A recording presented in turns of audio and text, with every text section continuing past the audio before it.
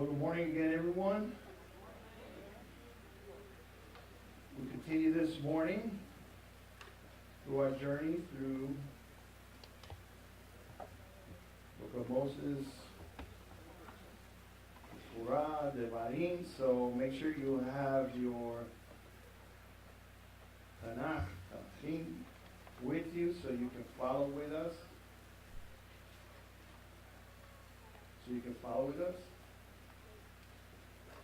But before we do, I'd like everyone to stand up. Stretch. And we basically, before we go into this study, is that we're going to acknowledge who is the Father of everyone here, God willing, the King of Kings, the Lord, the promise, the hope. So we're going to acknowledge that He's got to be in control of this study. Amen? So, Shabbat Shemayim, we put before you, Father, all your sons and daughters as they come before you. They want to be schooled by you, that your Ruach HaKodesh will come and impart through your word everything that they need. For, Father, it is a promise that we shall seek you with all our heart, with all our strength, with all our might, Father, and we will find you because you are there for us. Thank you for the privilege that is to be called sons and daughters of the Most High. B'Shem Yeshua we pray. Amen. So Parashat Eikev, if you go to Devarim or Deuteronomy chapter 7,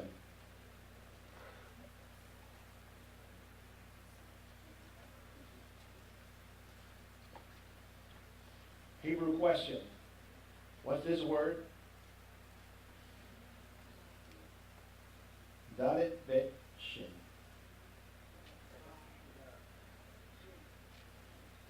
Hint. You see the bottle on top of it? What does it look like? One of the 7 species. Davash or honey. Okay, honey, what is mostly talked about in the Bible, is honey that comes from dates. Okay, so we're going to learn a little bit of that just briefly in this Torah portion. So if you follow and you are in chapter 7 of the book of Deuteronomy, the half-Torah portion is Isaiah 49, as we continue through the 3 weeks of consolation after Tisha B'Av, or the destruction of the temple as is memorialized by this date. And we have these 3 weeks of consolation leading into what's going to be the Jewish New Year, or Rosh Hashanah, or Yom Teruah, and the Fall Feast. John chapter 13, 31 through chapter 15, verse 27 is going to be our Brit Hadashah reference for this morning. So this is a short outline for this Torah portion. It begins with these blessings for obedience, and as you recall, that is part of the mega theme that we discussed when we first opened the book of Devarim. We discussed about obedience being one of the mega themes of the book of Deuteronomy. Then it goes into taking the land, the retelling of the golden calf, the sin of the golden calf, Aaron's death, some of the Levite duties, and the exhortation by Moshe for the people to serve God. That is an outline of chapter 7, verse 12, through chapter 11, verse 25. We're going to be very, very lucky if we get out of one verse. Today, it's going to be pushing it just to get out of one verse. All of the Torah portions are very rich, and all of the Torah portions is about the Messiah. Well, we told you because Messiah is the living Torah. So, let's first review what we discussed last week. We discussed that we were, and we still are a little bit, into Moshe's exhortation to the children of Israel to continue, to move forward. Exhortation is one way of putting it. A common way of saying it based on his words is a rebuke. But he uses this rebuke as a tool to exhort the people to go in, push forward, follow the promises that God has laid out for them. We also discussed that Yeshua offered up prayers and supplications, just like Moshe did, on behalf of the people. And he did it very fervently. There was crying, there was tears, there was a lot of passion behind it. Obviously, to the one that's able to save him from death. He was praying to the Father. Devarim 4:2 also says that you shall not add unto the word which I commanded you, neither shall you diminish from it. So we discussed that, and we discussed how it ties up to the Sermon on the Mount in Matthew 5. We also went through the concept of how we do this is by cleaving to God. Cleaving to God through Messiah. And we also brought in the examples that's why many a times the parallel to husband and wife are used between the groom, Messiah, the wife, Israel. In this past Torah portion by Hanan, we also have the Shema, Israel, and the Ve'ahavta also discussed. And we talked about signs. And it talks about the Shema being about having the strength, the might, the soul, and our heart in everything we do for God. And as you can see there, if you look at the Hebrew letters, the Shin, the Mem, and the Ayin.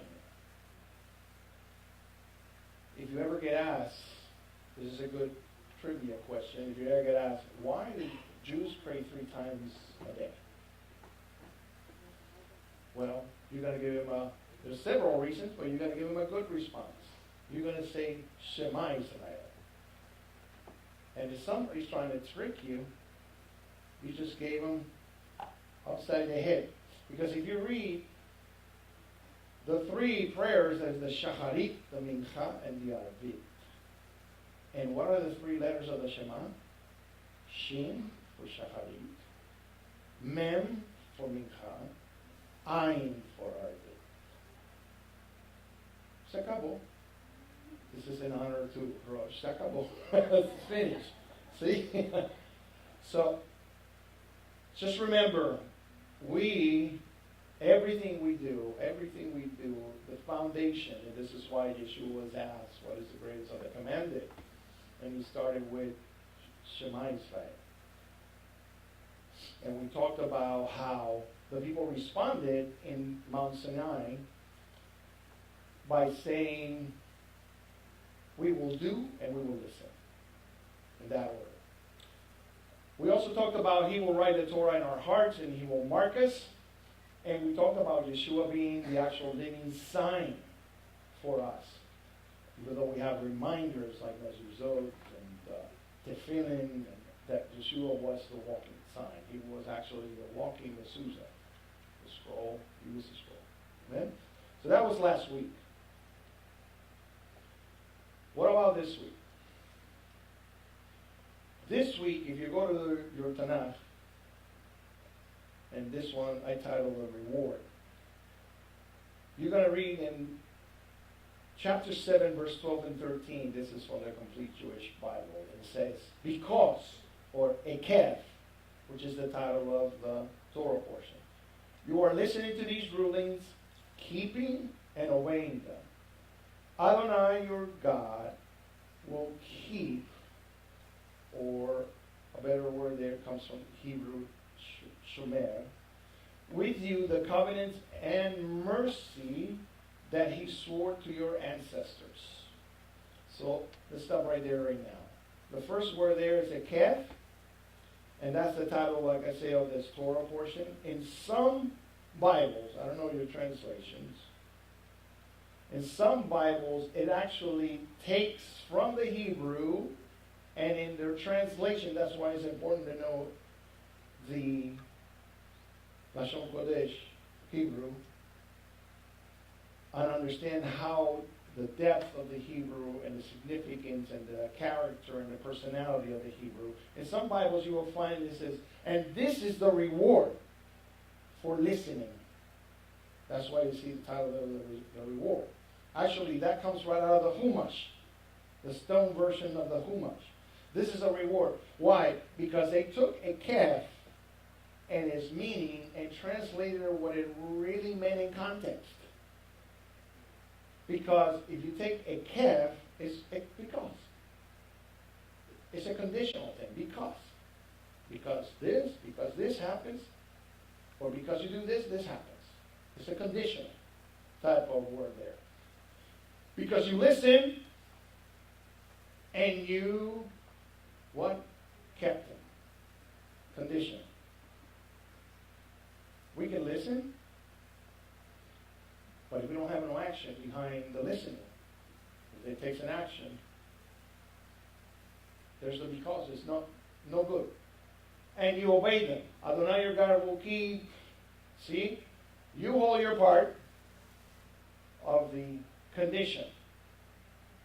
And then the Lord will keep his. Like it says here. Shomer with you that brit, or that covenant that he made with them. And he swore to his avotecha, his ancestors, his forefathers. The word Eikev there is also translated, as you see there in blue, as consequence. It's kind of like that one, consequence. Hey, if you do this, there's some consequences. This sounds like your dad or your mom. Well, that's what our Abba is doing in heaven. He is our Father. He's teaching us. It's the same method. He said, hey, consequences based on what you're doing, blessings or curses. Now he says here, he will love you, bless you, and increase your numbers. Well, there's three right there right off the bat. Love you. Some people think that loving is just, I'm lovey-dovey or whatever. Oh, I love you. And then no action. It's just words. Well, he says there, he qualifies as, not only I love you, unconditionally, I am blessing you. That means I am lifting you up, blessing. Not only am I doing that, I am increasing you. That means, if you want to know about prosperity, you just heard about it. I will increase you. That's prosperity. Because what? Because you have kept and obeyed what I have placed before you. I said, he will also bless the fruit of your body and the fruit of your ground. Your grain, always when you see a grain, you're applying it to the physical material. Your wine is all in the Bible is used readily for a symbol of joy. And the olive oil, readily associated with the Spirit of God. So he will increase your needs materially. That means he will sustain you. He will give you joy, like they were talking about this morning. He will give you the joy, and he will give you his Spirit. This is just within the same pasuk, the same verse. Those are promises. It says, and the young, your cattle, and your sheep in the land he swore to your ancestors, and he will give you. Now, how I follow that is, as you read here from the Brit Hadashah, John 3:16, that if we obey, God is going to keep his covenant. For God so loved the world that he gave his only begotten Son. Now, his Son, Messiah Yeshua, is the condition, is the because. And here's how I tie it up. The because is, because you listen, you got the reward. But because he lives, Messiah Yeshua, I live. because his righteousness, because of his sacrificial death, because of his mercy, and because of his resurrection, I live. So there's the Eikev. From the first word on this Torah portion, Messiah. Right off the bat. So we didn't have to go very deep to see that the only reason we have a because is because God granted us a Messiah to take our place. Okay? For us to be partakers. Let's see how else we can tie up the Messiah to this Torah portion. There's another word that uses the same Hebrew letters that appear back in Genesis. So you see the two spellings up there. For those who are studying in Yeshiva Shuvu, you'll recognize the difference is in this particular example you will see it's on the Nikum. The Nikum on the right hand side, on the Ayin is a Patach. On the left hand side is a Sigol.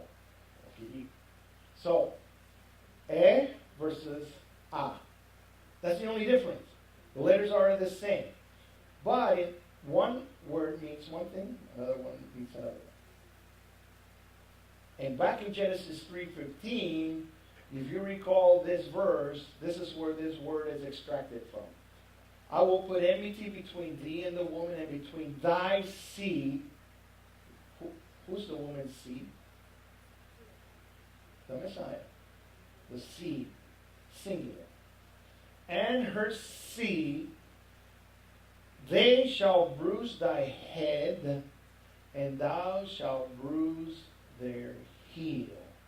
That's that word right there. Heel. Eikev. Eikev.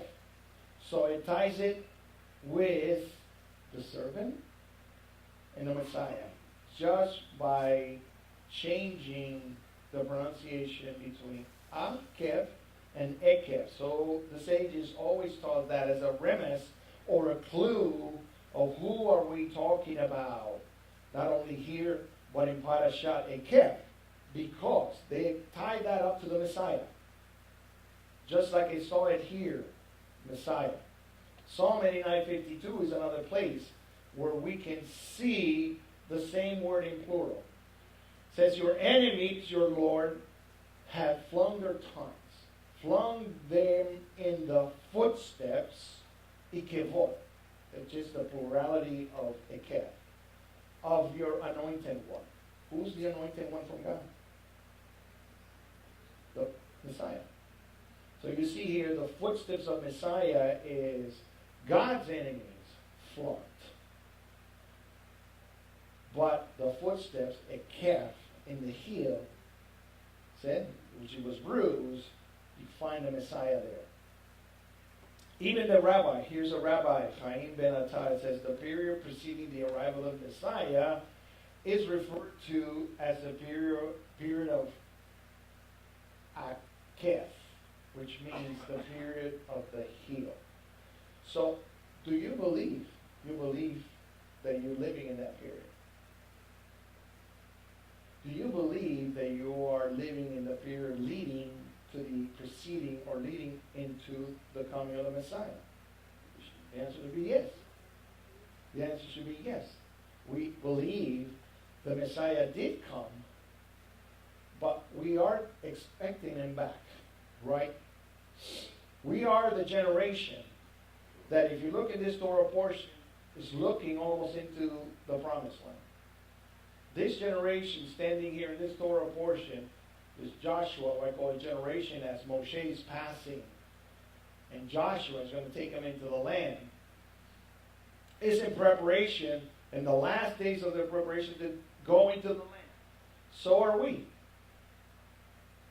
We are making the preparations for the Messiah to go into the Messianic kingdom. So what does the generation that precedes Messiah, what has to come or who has to come before Messiah? Come. Who was promised? Eliyahu. Didn't we sing, "These are the days of Elijah"? We did. We sang that. Well, the fact of the matter is that everybody who's making preparations is technically an Elijah. As a believer. As a believer, you're making preparations for the Messiah or preparing the what? The way.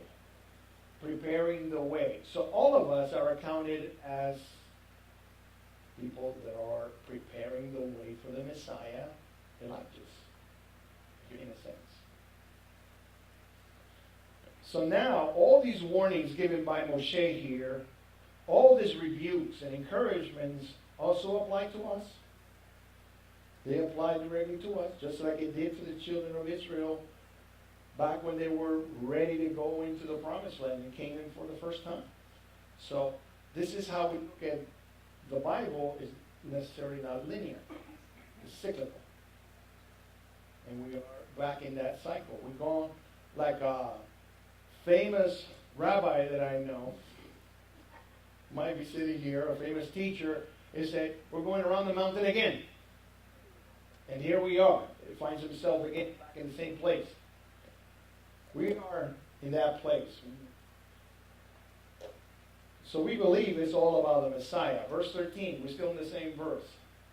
It says, talking about that how much he's going to bless him. He said, I'm going to bless what? The fruit of your body. The fruit of your body is the womb. That means if the promise is there's not going to be any women without children, all the children will be healthy, there'll be plenty of that because he's blessing the womb. Initially, it talks about singularly the seed is blessing the womb of who? Of the one who's bringing the seed. The woman that's bringing the seed, the Messiah. The promise to the people is, just like it was with them, so it will be with you as you enter, as you go into his kingdom. Okay? This is a promise to his children, and Messiah obviously is the fullness of that promise, as you find here being delivered by Elizabeth when she had her encounter with Miriam. Blessed is the fruit of your womb. Okay? Isaiah 49:1. It says, the Lord called me from the womb. From the body of my mother, he named me. So, talking about the same person that we're talking about, it's all about the Messiah. The next blessing, it says, the fruit of your ground. Is it different? Is it just about plants?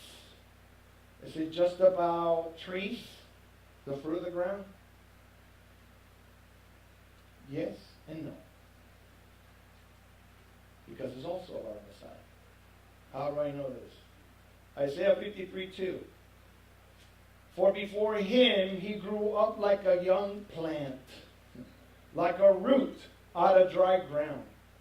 A dry ground is considered what? Barren. Barren. How come it's giving fruit? And it's also like a woman that is virgin. Has never conceived. Never had any fruit from the womb. So, the first fruit of the ground here is resurrection. That is also the Messiah. Well, I know this. Let's go to John 12:24. So everybody has here a Bible. They can easily flip over there and find John 12:24. And it says, yes, indeed, I tell you that unless a grain of wheat that falls to the ground dies, it stays just a grain. But if it dies, it produces a big harvest. This is resurrection. So that's why he's talking about the fruit of the ground. The fruit of the ground initially is using the seed, as you saw in Genesis, the same analogy, following it through all the way here to the Brit Hadashah, the New Testament, where it says, hey, look, it has to die in order that they will live. It has to go under the ground in order to produce the big harvest. And the big harvest is you and me.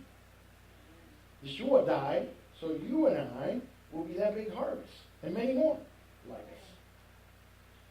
Another verse is 1 Corinthians 15.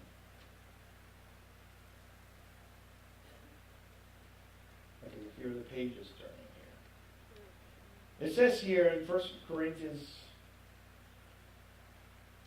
15, verse 36, it says, when you saw a seed, here we go again, a single seed. It doesn't come alive unless it first dies. He didn't say seeds, plural. So he's speaking directly to the seed of the womb, Messiah.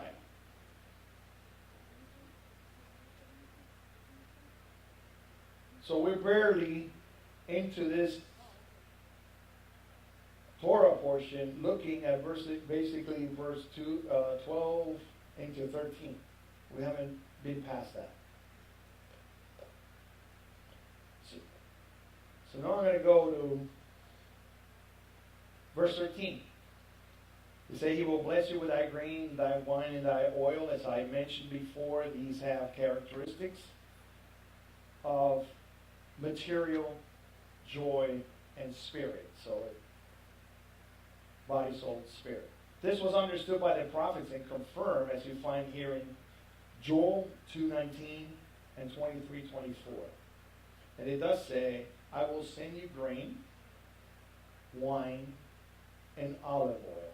I wonder where Joel had this utterance come from.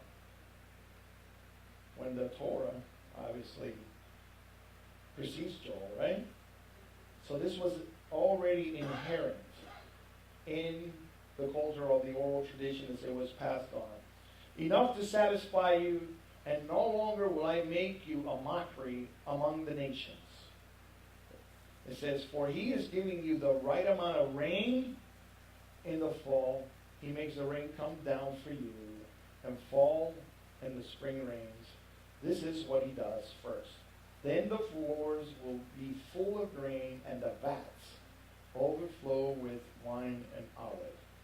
So that's a mouthful right there. Because just as you see here in Joel, in this Torah portion, you see also the connection with these two types of rain that we're going to discuss here in a minute. It doesn't stop there about this messianic kingdom to come. In Psalms 23:5, David says, I'll prepare a table, which has to do again with the material, the bread, the grain, before me. You prepare a table before me in the presence of my enemies, and you have anointed my head with oil. There's the other element. And my cup runneth over with wine. Material, joy, soul, and the spirit, the oil. So they all go hand in hand with the blessings of God. Doesn't give one without the other. The blessing comes as a full as we keep our part. How do we keep our part is yet to be seen. It's still in that pasuk. It's still in that verse, and we're going to go more in detail. But the biggest problem we have is accepting God's promises sometimes. Because we pray, we beg God, we go before, we intercede, and we ask for God to send His ruach, to intercede for us, to open the way for us. We pray and we ask the fire to fall. And then when it does, we deny Him of His power. We say, whoa, I don't want that. Have we seen that before? Moshe, you handle that. I don't want to hear, you talk to us. I back out, back away from Hashem. when the whole object of him showing himself and his power is to bring you in. Even in this Torah portion, the word, it says afraid. There's more than one word in Hebrew for afraid. There is one that brings terror. The terror that drives you out. But there is one that draws you in. The fear of the Lord draws you in. And that's what he wants you to do. He wants you to come in. Don't deny him of his power. Chapter 7, verse 15, it says, and the Lord will take away from thee all the sickness. He will put none of the evil diseases of Egypt, which thou knowest, upon thee, but will lay them upon all them that hate thee. So this is a promise that he's taking right here in the Torah, and you see it right into the teachings of Messiah Yeshua. Because it's a promise of the Messianic age to come. But we don't have to wait till the Messianic age. It starts right here and leads us into the Messianic age. Matthew 10. As you go and proclaim the kingdom of heaven is near. What does it say here? Heal the sick, raise the dead, cleanse those afflicted with sara'at, or leprosy, and expel demons. Does it say wait? Wait till I come. No, wait till I resurrect the apostles. He is instructing them to teach this and to go forth. So, have we learned anything from Yeshua? He is the master. He is the teacher.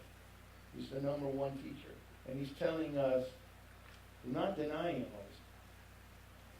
but go out in his name and do these things. It says, read 1 Timothy 4:14.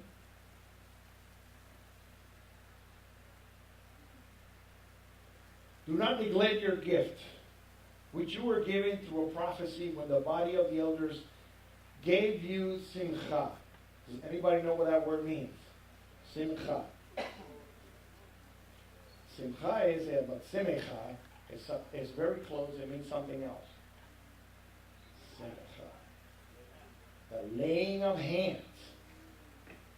He went to the elders, and the elders laid hands on them, and this was passed down to them. Do not neglect that. Do you know what it's telling you? You're denying God of his power. You've asked them. You received them. You received them. And then you sit and neglect it. When he did all that, so you will go out and share it. That's the purpose behind it. Look at what it says here on Hebrews 6, verse 1 and 3.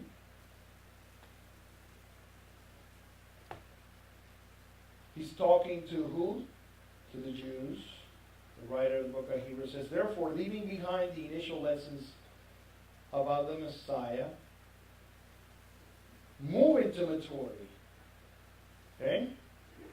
You don't have to do this all over again. Move into maturity, it says. Not laying again the foundation of turning from works that lead to death. Trusting God. And instructions about washings, which are what? Ritual mikvahs, washings, immersions. And look at the next one. Simcha. The laying of hands.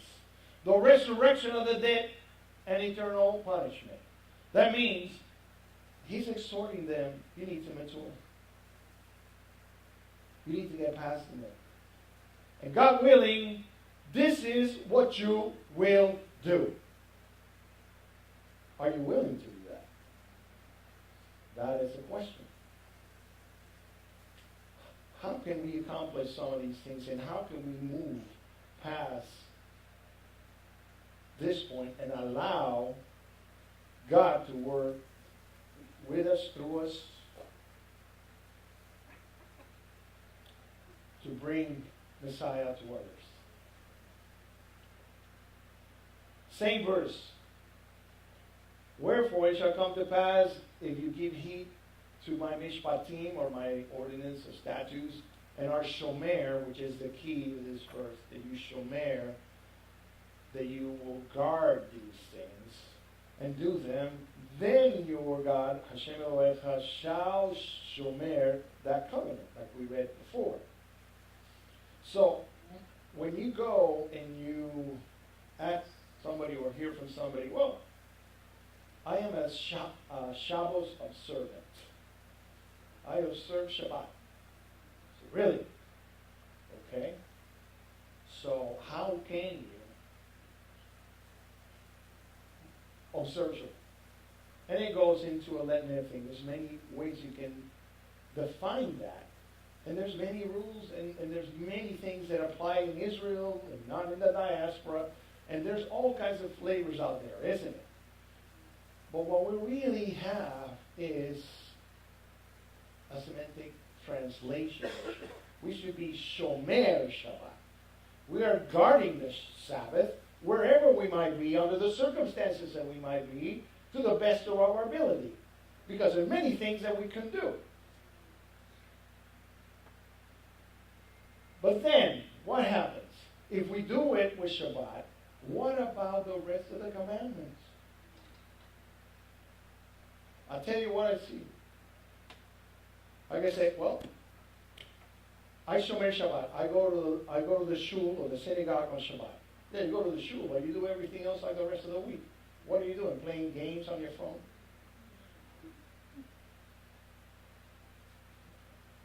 It's no different than the rest of the week. You come to synagogue, but you don't.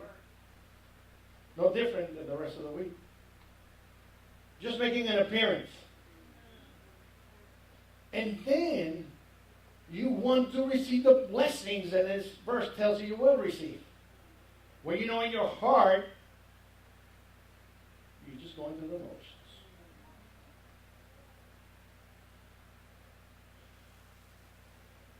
The big then in red there is a condition. Because He promised it and He will deliver it. It's up to us to receive it. Deuteronomy 8:1 says, all the commandments which I command thee this day shall ye observe to do, that ye may live. Wow. You observe it, you live. Right off the bat. Multiply. There it is. That thing about, I'm not preaching prosperity, but it's right here. It says it will multiply. It will even increase. And go in and possess the land which the Lord swore unto your forefathers. That means you will fulfill the promise that He laid out way before you were really around. So, when you read this in the Torah portion, it says, it doesn't say mitzvot, it says mitzvah, singular. Mitzvah, which is commandment. So what do the sages or rabbis teach about this is that all 613 commandments are like a unit. It's like a unit. And basically, as we have taught here before, is that we are in the business of doing commandments, collecting commandments, having commandments. Every opportunity we get. Well, that's a great opportunity for me to do this for the Lord. I'm not doing it for myself. I'm doing it because I love Him. Because here's the difference. If you guard something, it means something for you. It's not legalism. It means something for you. If you don't guard it, you don't care. And if you're doing it, it's because somebody else is doing it and told you to do it. But if you guard it, you care about it. So, if you look at it as a whole, mitzvah, all 613 commandments, obviously that we all can't perform all of them because there, like I said, there's limitations in the land, outside the land, but you're doing everything possible that you can where you're at in this time to fulfill those commandments. and do it in the spirit that the Lord requires from you, you get a blessing. Follow me? Because those commandments are going to keep you. Because the condition is, then I will fulfill the covenant I made with your forefathers. He will what? He will protect you. He will be your guardian. He will be your going in and your coming out. That's the key. The key is shomer. Thou shalt also consider in thy heart that as a man chasteneth his brother, so the Lord will chasten thee. He's correcting you for the purpose of keeping you safe. Just like this vaccine will keep you from dying. The Lord's commandments is what's keeping you safe. Therefore, you shall shomer over the mitzvot, over all the commandments. It says, Hashem Elohecha, or your God, to walk in His ways and to fear Him. And this is the fear I was talking about. The fear that draws you to Him. Not the fear that sets you out. Not terror, not pachad in Hebrew. It's the fear that draws you in. It is a commandment that separates us from everybody else. It is the inoculation that we receive for not being in this world. How can they distinguish if we're like everybody else? Because we are the children of the commandments. And we can influence the world with what we do. The letter that you see there in red, we must have the right kavanah. Kavanah. Anybody know what kavanah is? Intentions. So we must have everything that we do the right intention of our hearts. If everything that we do is as unto Him because we want to please Him, because we love Him, and we want to shomer His mitzvot, then we'll receive the blessing. If everything we do is because XYZ tells me, or somebody else is doing it, I just following your lead, but there's nothing in my heart for that. I don't have the right intent in my heart. No kavanah. It's like I never did it. It's like I never did it. So let me read here from Pirkei Avot, the ethics of our fathers. And I found this interesting because Proverbs today talked about those white caps, right? Talks about those people with gray hair. But look at what the ethics from the fathers say about them. In Pirkei Avot 1:6, it says, accept upon yourself a teacher, a competent mentor who can correctly transmit the law and thereby avoid error. So right off the bat, you need to find yourself a competent mentor. And everybody said, the first thing they say, well, I got Yeshua. I don't need anybody else. Ever heard that? Then those white caps are worthless. Because white caps are put in your way so you can learn from their mistakes. Because they've been following that same Yeshua a lot longer than you have. It says here, be willing. That's a big one. Willing.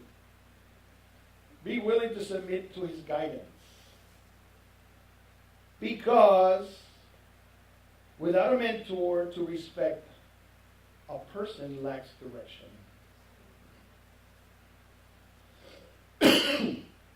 So how many people here need a mentor? We all of them do. All of us do. Because none of us know the end. All of us are in a walk. And some people are a lot further on this walk than us. And we can have a lot to gain from them. So find yourself a competent, reputable, God-fearing, mitzvah-gathering mentor. Because I remember reading, excuse me, in number 17, for KLO 17, 117, I remember reading this to you. Practice. Though Torah study is paramount and important, it is the performance of the Torah commandments for which man is rewarded. Guess where they got that from? Right here. From this Torah portion. You do my mitzvot, there's the reward. Then I just started with that? Right here. Right here. It says, one must study with intent. Kavanah. Of putting his knowledge into practice. One of the Torah's primary purposes is to regulate conduct and elevate man spiritually as well. So, now that we hopefully got that ingrained in you, I'm going to move forward and tell you a couple of more things of this Torah portion, because I was still pretty much in the same two verses, right? Same two verses, excuse me. In this Torah portion, you will find a little bit of what you saw in the first picture, and it speaks about these 7 species of the land. As part of the blessing, they are tied up with this Torah portion. If you obey me, you do my mitzvot, I will bless you with and sustain you and give you the fruit from the ground. And it mentions these species here. On verse 8 of chapter 8, a land of wheat, barley, vines and fig trees, pomegranates, a land of olive trees and honey. And you see all these species represented here. And it says, commonly known in Hebrew as Shivat Haminim, or 7 species. And it says in verse 10, and thou shalt eat and be satisfied. Eat and be satisfied. There's a difference between eating and not being satisfied. But what is the premise or the clue of it here is, in this blessing that I'm giving you, because you chose me, you follow me, the God of your fathers, when you eat, you'll be satisfied. You have an abundance. And it says, and I'll bless the Lord thy God for the good land which he hath given thee. This is a verse where typically they draw out the blessing for what? The blessing after eating. So if anybody asks you a trivia question too, how come we pray before we eat? Where did that come from? Can you tell them it's in the Bible? Yes, in the Brit Hadashah, but before Yeshua, the Torah says you eat and then you give thanks. So when you're arguing the issue of, I don't follow traditions, I say you don't follow Yeshua. Because that came much later, praying before the meal, and that was a tradition. It's busted, right? Birkat Hamazon is the blessing that comes after eating the meal. But tradition says we add another one. We bless the meal before and we bless the meal after.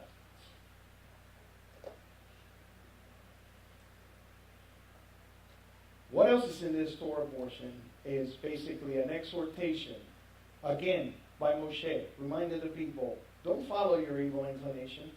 Don't follow what you've done all these last 40 years you heard about in the desert. Follow the Lord. Follow his promises. Follow what said in the last Torah portion. Shema. Listen what you said back in the mountain. Do those commandments. Then he will reward you. That's the clear message here that he's trying to portray. He said, don't let your evil inclination take you in the wrong path. Don't lose your way. I heard Rabbi Shapiro talking about, he always traveled so much and he had a GPS, and You got a good way of describing what GPS means. Global Positioning Satellite, right? But he said that it's more like God's plan of salvation. So if we follow God's plan for salvation, we will receive his reward. Salvation is who? The Messiah. Towards, if you want to let the kids know. Oh, thank you, baby. If you want the kids to know that we're wrapping up.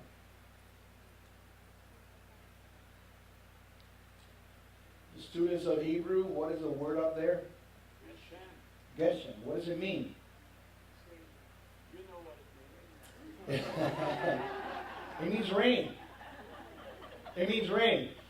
Okay? I'll show you an example. Has anybody else received this from Ministry Tikkun in Israel? No? Show you something here.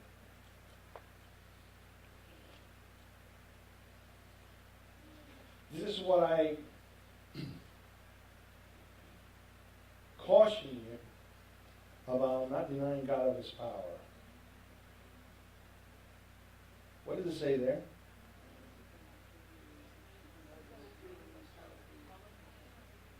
Supernatural healings in the streets of Tel Aviv.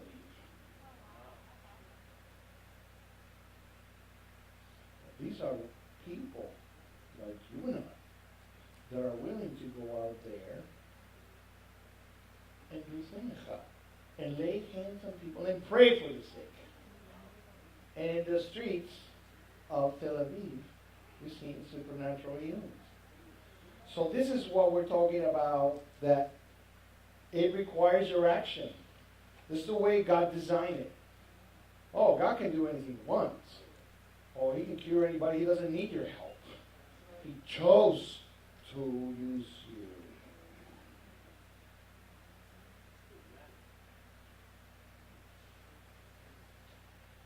So this rain is part of that. You read in Deuteronomy 11:13 through 14. It shall come to pass that ye shall give heed diligently unto my commandments, which I command you today. Love Hashem Elohechem, love your Lord your God, and to serve him with all your heart and with all your soul. That I will give you the, and you see here another word, matad. I thought you just said the word up there is rain. Well, this is not just any rain. This is like a downpour. A major rain event.